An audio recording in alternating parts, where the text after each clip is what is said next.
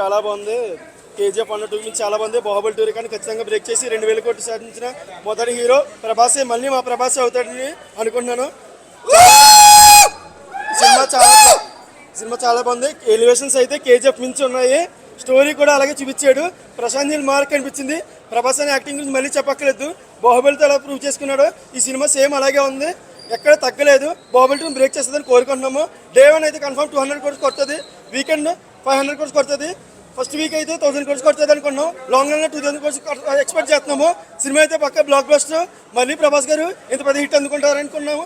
అలాగే అంతకు మించి అందుకున్నారు. చాలా గర్విస్తున్నాం. ప్రభాస్ ఫ్యాన్ గా అందుకు చాలా గర్విస్తాను. జై ప్రభాస్, జై ప్రభాస్.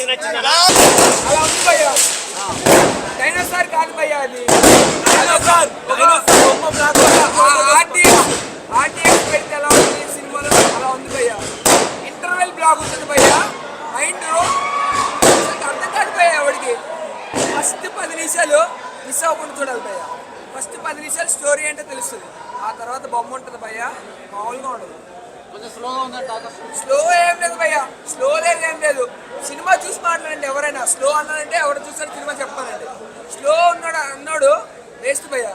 స్లో కాదేం కాదు భయ్యా. ఒక 10 నిమిషాలు ఉంటుంది స్టార్టింగ్. అది ఫస్ట్ మనం స్టోరీ అర్థం చేసుకోవాలి. దాని తర్వాత ఉంటుంది భయ్యా సినిమా.